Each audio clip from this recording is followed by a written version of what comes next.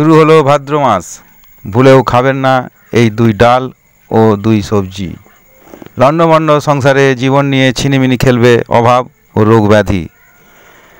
ভাদ্র মাসে একাধিক আচরণ ও আহারবিধি আছে। জ্যোতিষশাস্ত্র অনুসারে সেগুলি পালন করলে জীবনে দুঃখ কষ্ট থাকে না। অর্থের স্রোতে কাটে অভাবের খরা, ঘর সংসারে আসে সুখের প্লাবন। বাংলা পঞ্জিকা তথা ক্যালেন্ডারে হাজির ভাদ্র মাস। ভাদ্রপদা নক্ষত্রের নামানুসারে এই মাসের নামকরণ করা হয়ে থাকে। একাধিক পার্বণ পালিত হয় এই মাসে। বিভিন্ন দিক থেকে অত্যন্ত মহত্বপূর্ণ এই মাস। ভাদ্র মাসে একাধিক আচরণ ও আহারবিধি আছে। জ্যোতিষশাস্ত্র অনুসারে সেগুলি পালন করলে জীবনে দুঃখ কষ্ট থাকে না। অর্থের স্রোতে কাটে অভাবের খরা, ঘর সংসারে আসে সুখের প্লাবন, বলছেন জ্যোতিষ বিশারদ চন্দ্রপালি ভট্ট। মরশুম অনুযায়ী ভাদ্র মাসের জন্য একাধিক আহারবিধি নির্ধারিত হয়েছে চরক সংহিতায়। এ সময় শরতের সূত্রপাত।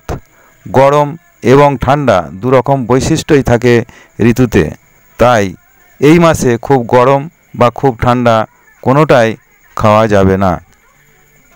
ভাদ্র মাসে দুধ এবং ঘি খাওয়া গেলেও বর্জন করতে হবে দই এবং লস্যি, নয়তো দেখা দিতে পারে পরিপাক সংক্রান্ত সমস্যা।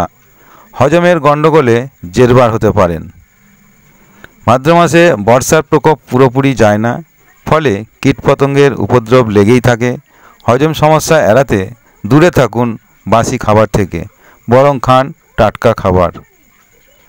এখন সারা বছর পাওয়া গেলে ভাদ্র মাসে তরমুজ খাবেন না। সবজির মধ্যে এড়িয়ে চলুন বেগুন এবং মূলো, কারণ এইগুলি খেলে অহিত হতে পারে শরীরের। ভাদ্র মাসে খাবেন না মুসুর ডাল এবং ছোলার ডাল, বরং খেতে পারেন অড়হর ডাল সহ অন্যান্য ডালগুলি।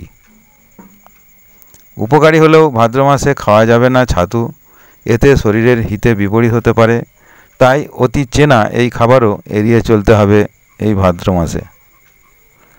নমস্কার, সাবস্ক্রাইব করে পাশে থাকুন।